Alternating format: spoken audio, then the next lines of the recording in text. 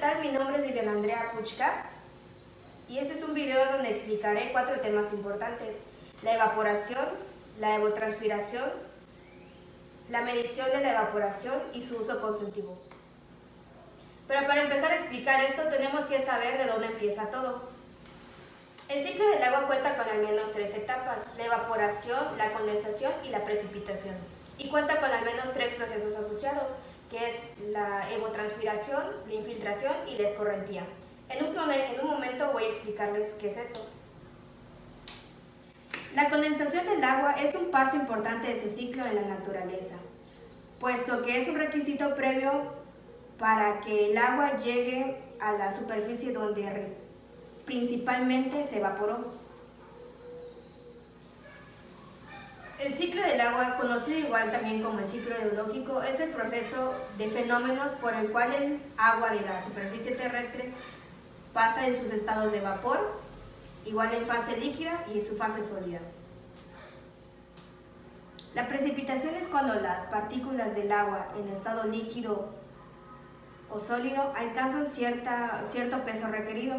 Estas sirven para vencer a la fuerza de los movimientos verticales y estas son atraídas a la superficie terrestre por medio de la fuerza de gravedad. La evapotranspiración es cuando el agua se evapora desde la superficie de los líquidos, de las plantas y de otros objetos. Es en la parte sólida de la Tierra en donde obtiene sus principales fuentes evaporantes, que son la superficie del suelo y las plantas. La infiltración ocurre cuando el agua toca el suelo, penetra a través de sus poros y pasa a ser subterránea. Escorrentía se refiere a los diversos medios por la cual el agua se desliza cuesta abajo sobre la superficie de la Tierra. Ahora, como ya hemos explicado el ciclo del agua, donde tiene que ver la evaporación, entonces en este video, tenemos 4 temas importantes. El primer es la evaporación. Entonces, ahorita voy a hablar sobre la evaporación.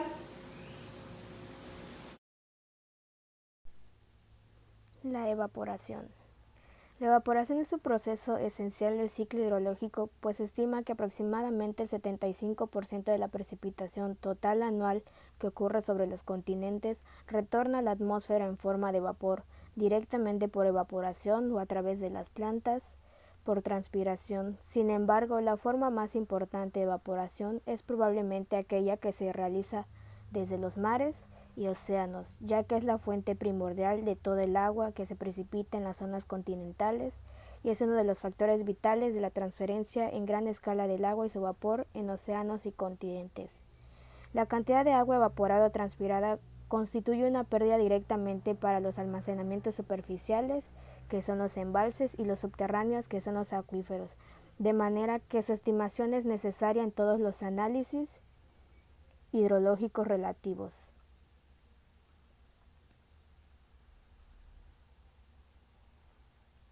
Por ejemplo, la estimación de los escurrimientos de una cuenca y de las dotaciones a los cultivos, la determinación de la capacidad necesaria en los embalses y la cuantificación de extracción factible en los acuíferos son algunos estudios hidrológicos en los que los procesos de evaporación y transpiración juegan un papel correspondiente. Por lo cual, la evaporación es el proceso por medio del cual el agua cambia del estado líquido al gaseoso, retornando directamente a la atmósfera en forma de vapor. El agua también puede pasar directamente del estado sólido, hielo o nieve, a vapor. Este fenómeno se le conoce como sublimación.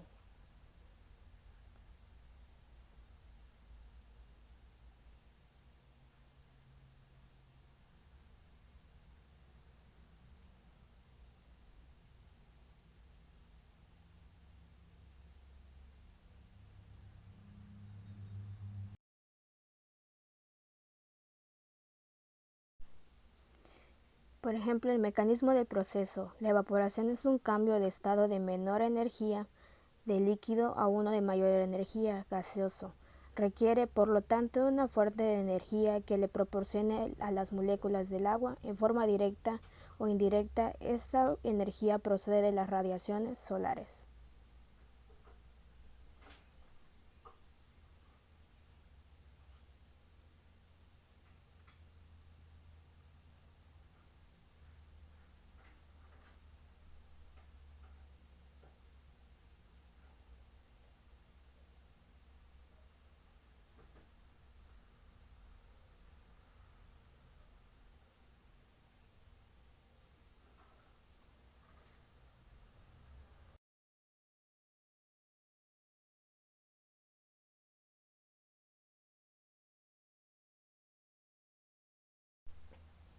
Este fenómeno está condicionado por el número de moléculas de agua que tengan la energía cinética suficiente para vencer las fuerzas de atracción que las retienen en la masa líquida y por la capacidad del aire que rodea a la superficie evaporante para admitir el vapor de agua.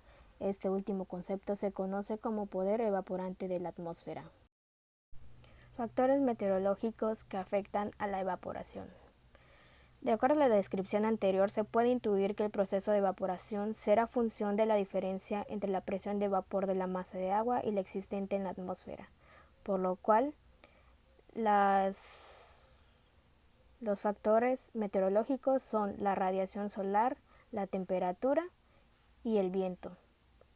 Para la radiación solar, el proceso de evaporación se lleva a cabo casi sin interrupción durante el día y frecuentemente también durante la noche, siempre y cuando sea abastecida la energía requerida para que las moléculas de agua pasen del estado líquido al gaseoso.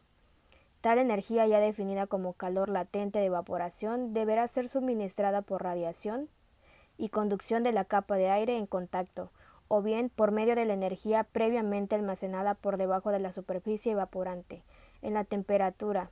Como la presión de vapor depende de la temperatura, entonces la capacidad del aire para absorber vapor de agua se incrementará cuando la temperatura se eleve.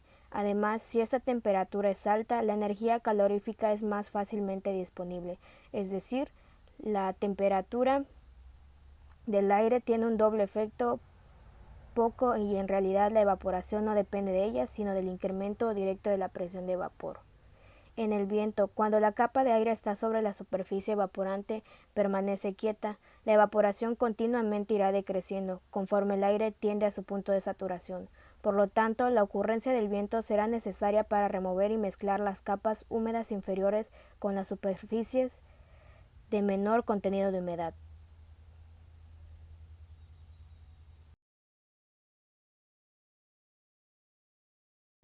Factores geográficos que afectan la evaporación. Entre estos tenemos la profundidad del volumen del agua,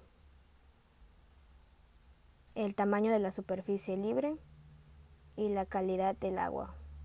La profundidad del volumen del agua. El efecto de la profundidad de la masa de agua en la magnitud de evaporación es bastante considerable.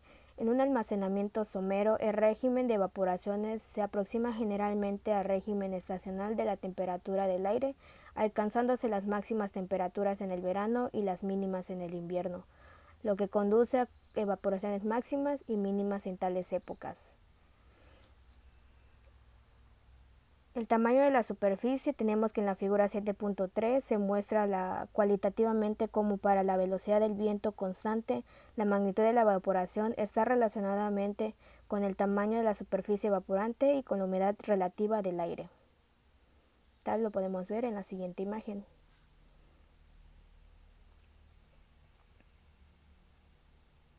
Ahora, en la calidad del agua. Con respecto a la salinidad del agua, se admite que la evaporación disminuye a razón de un 1% por cada aumento del 1% de concentración de sales del agua. La presión del vapor del agua del mar es menor en aproximadamente el 2% de la presión del vapor del agua pura a la misma temperatura. La evotranspiración. Definición. Se conoce como evotranspiración la combinación de dos procesos, evaporación desde el suelo y desde la superficie cubierta por las plantas, y a la transpiración desde las hojas de las plantas.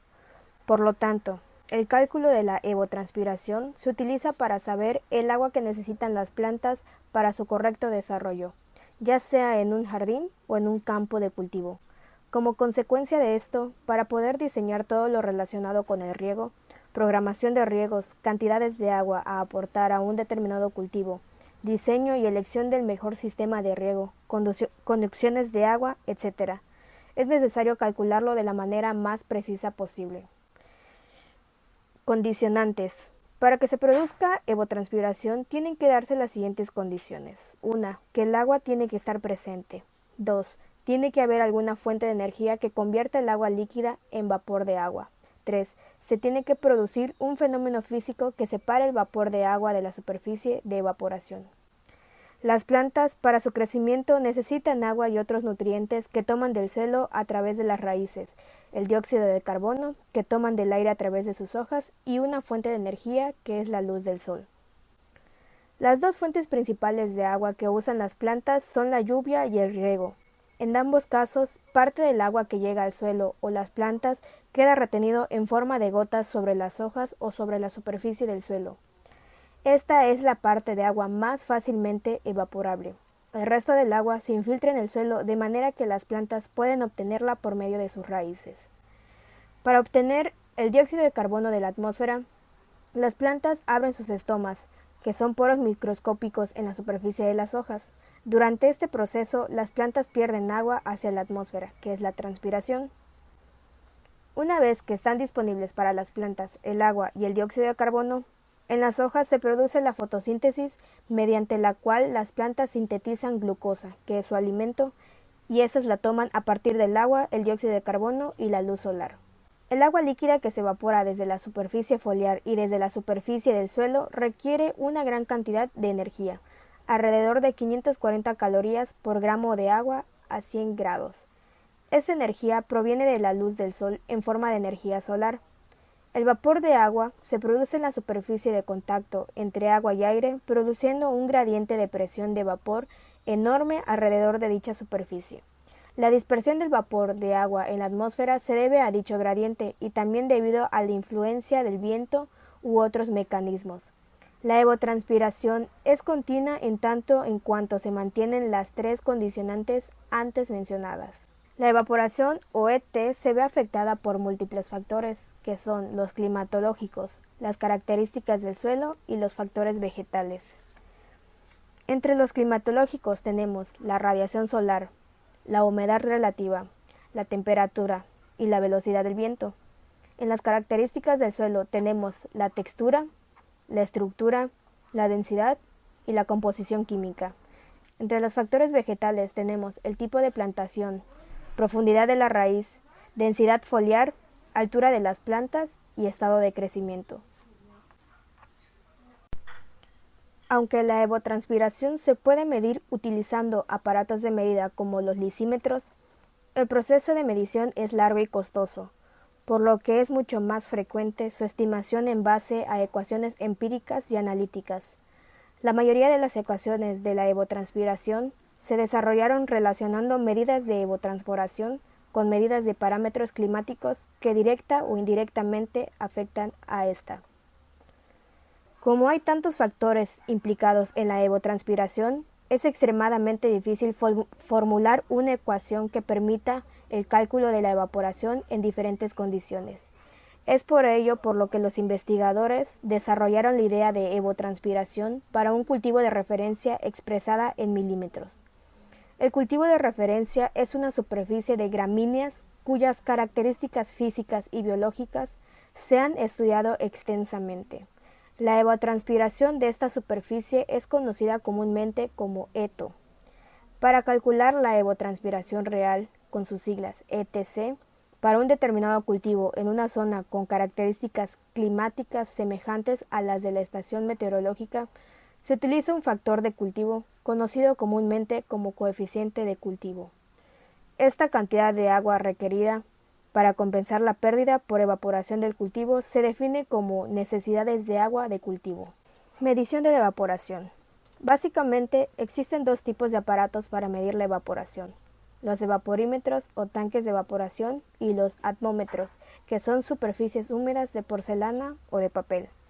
Las evaporaciones medidas en tales aparatos pueden ser consideradas como máximos o potenciales y son indicativas del poder evaporante de la atmósfera, de manera que aplicando coeficientes reductores o correctivos se podrán deducir los valores más probables de la evaporación en la superficie de interés, que pueden ser embalses, terrenos desnudos o con vegetación, etc. Empecemos con los evaporímetros. Los tanques de evaporación utilizados actualmente en los diversos países son de dimensiones, formas y características diferentes, pues no se ha definido el mejor tipo a emplear, ya que este depende evidentemente del problema por resolver. Los evaporímetros se pueden clasificar según su ubicación, o disposición en 3 tipos: 1. Ubicados en la superficie, 2. Enterrados y 3. Flotantes, existiendo opiniones contrapuestas sobre cuál es la mejor. Los tanques enterrados tienden a eliminar los efectos perjudiciales de los límites, como la radiación sobre las paredes laterales y el intercambio de calor entre la atmósfera y el tanque, pero presentan dificultades para la observación. Captan fácilmente basura, son difíciles de instalar, limpiar y reparar. Además, las fugas no se detectan con facilidad y la vegetación que circunda al tanque puede tener ciertos efectos nocivos y aún más puede existir un intercambio apreciable de calor entre el tanque y el suelo.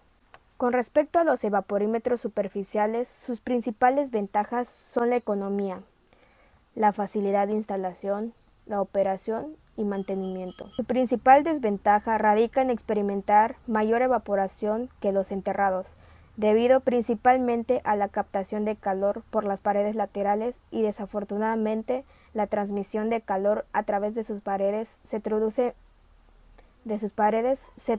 en variaciones geográficas, o sea, climatológicas, de las relaciones o cocientes entre la evaporación en el embalse y la medida del tanque.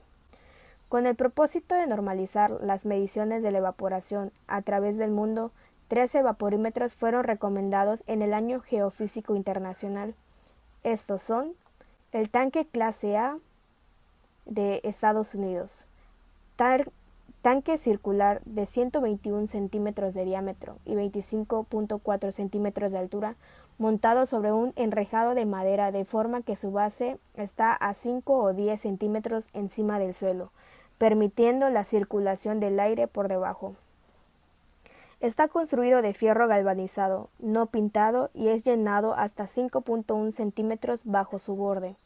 Las mediciones se realizan apoyando en un tubo de nivelado un tornillo micrométrico cuya punta se enraza con el nivel del agua. El evaporímetro empleado actualmente en México corresponde al descrito anteriormente, con ligeras variantes en su instalación. El tanque GGI 3000 de la URSS, un recipiente cilíndrico con fondo en forma de cono con un área superficial de 3.000 centímetros cuadrados. 61.8 centímetros de diámetro, una profundidad de 60 centímetros en las paredes y 68.5 centímetros en el centro. Construido de lámina de fierro galvanizado. El tanque generalmente se entierra en el suelo, pero puede ser instalado en una balsa flotante en el lago o embalse, con su borde sobresaliendo 7.5 centímetros. Está pintado con pintura blanca impermeable. Tanque de 20 metros cuadrados, de la URSS. Este tanque también es cilíndrico con base plana, construido de placa de caldera de 4 a 5 centímetros de espesor, con un diámetro de 5 metros, área superficial 20 metros cuadrados y con una profundidad de 2 metros. El tanque se instala en el terreno con su borde superior 7.5 centímetros arriba del nivel del suelo y está pintado con pintura blanca e impermeable. En este tanque y en el anterior, el agua es mantenida aproximadamente a nivel del terreno. Evaporímetros con malla protectora. Un último tipo de evaporímetros lo constituyen aquellos que han sido protegidos contra los pájaros y los animales, principalmente por medio de una malla de alambre. Esta malla intercepta la radiación y la lluvia y afecta el flujo del viento, de manera que la evaporación medida es menor. Las observaciones en estos tanques deben ser corregidas para adecuar a las mediciones de los evaporímetros sin protección. Atmómetros. Para medir las variables relativas del poder evaporante de la atmósfera se utilizan esferas o placas de porcelana porosa saturada de agua. Estos dispositivos llamados atmómetros son empleados por meteorólogos y agrónomos en investigaciones y estudios de transpiración. Los principales son atmómetro Livingston.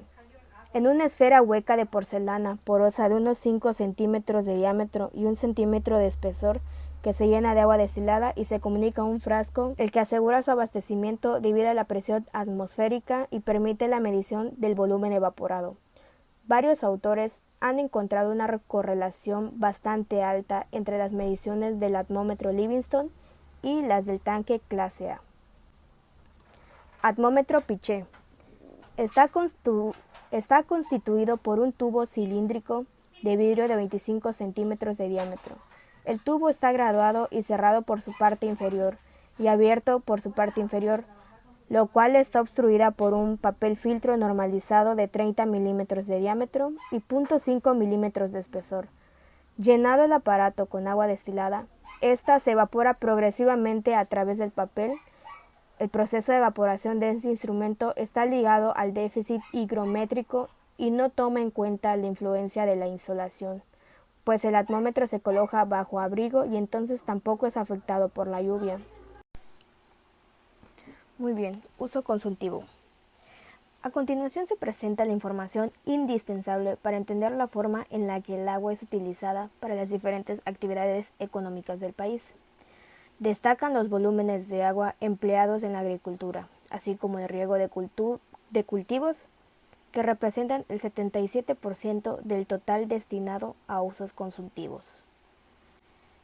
La mayor parte de la información deriva del Registro Público de Derechos de Agua, con sus iniciales REPDA, en donde se inscriben todos los títulos de concesión o asignación de aguas nacionales que otorga la Conagua.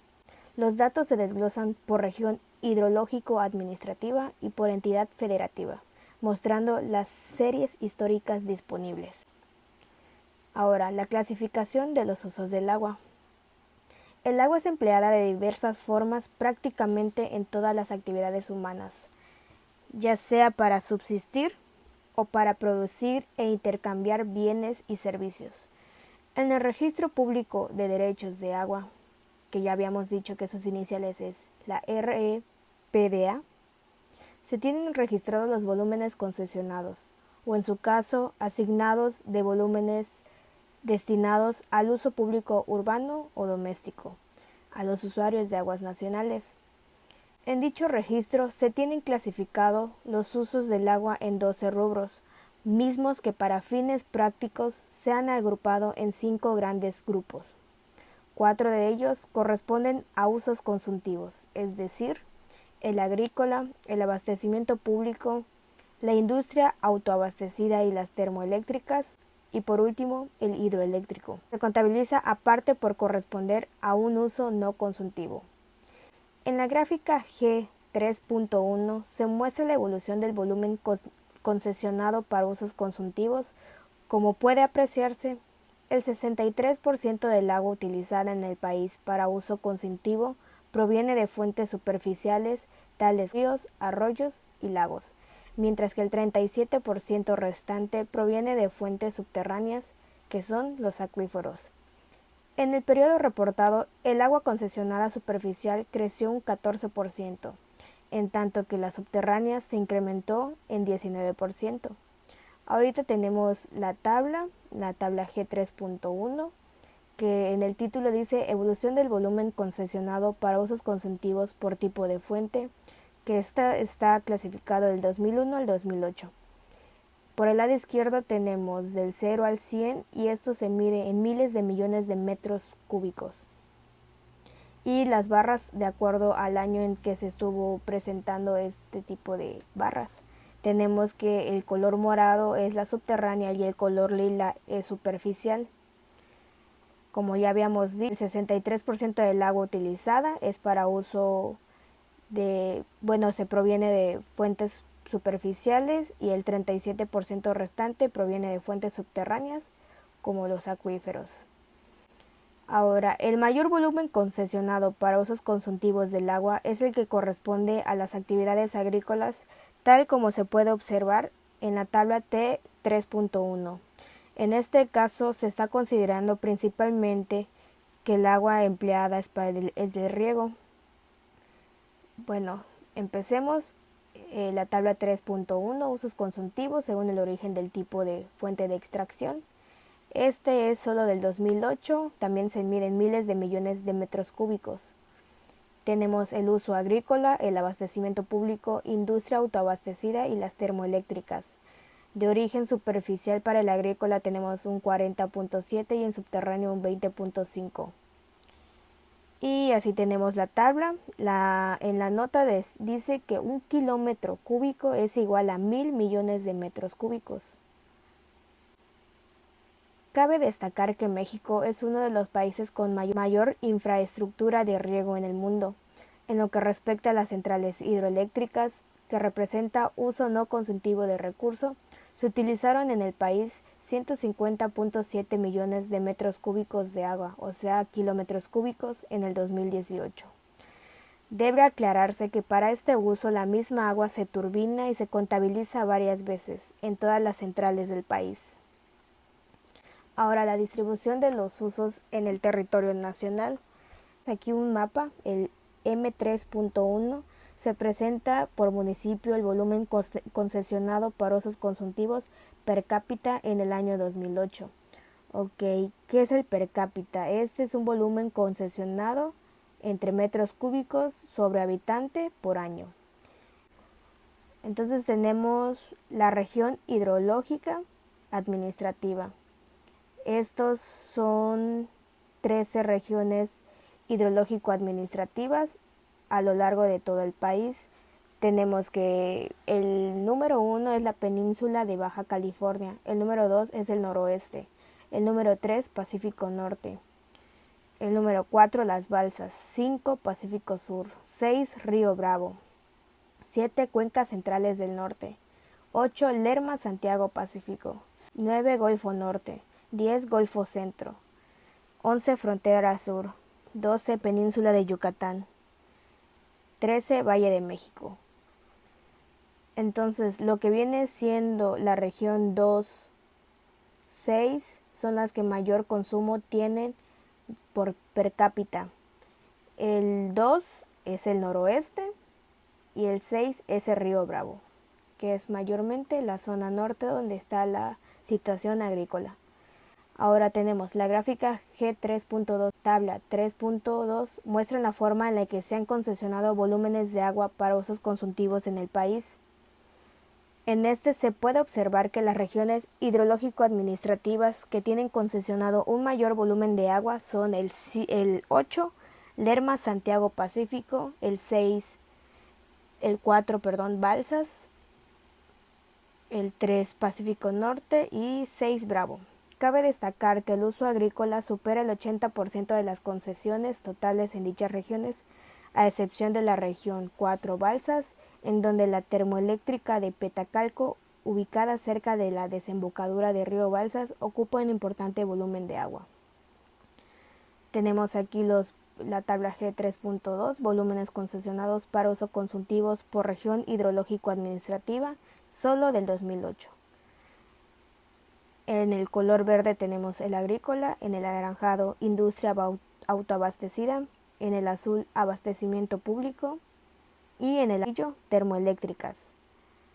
Tenemos una nota, dice: la regionalización de los volúmenes se hizo con base en la ubicación de los aprovechamientos inscritos en la REPDA y no en el lugar de la adscripción de los títulos respectivos. La tabla T3.2, volúmenes concesionados para uso consultivos por región hidrológico administrativo. Igual tenemos las 13 regiones y los volúmenes totales concesionados: agrícola, abastecimiento público, industria autoabastecida sin termoeléctricas y las termoeléctricas. Uso para abastecimiento público. El uso para el abastecimiento público incluye la totalidad del agua entregada a través de las redes de agua potable, las cuales abastecen a los usuarios domésticos, o sea, los domicilios, así como a las diversas industrias y servicios conectados a dichas redes. El disponer de agua en cantidad y calidad suficiente para el consumo humano es una de las demandas básicas de la población, pues incide directamente en su salud y el bienestar en general. Esta característica es reconocida por los instrumentos rectores de planeaciones nacionales, que son el Plan Nacional de Desarrollo 2017-2012 y el Programa Nacional Hídrico 2017-2012. En México, el servicio de agua potable, conjuntamente con los de drenaje, alcantarillado y tratamiento y disposición de aguas residuales, se encuentra a cargo de los municipios.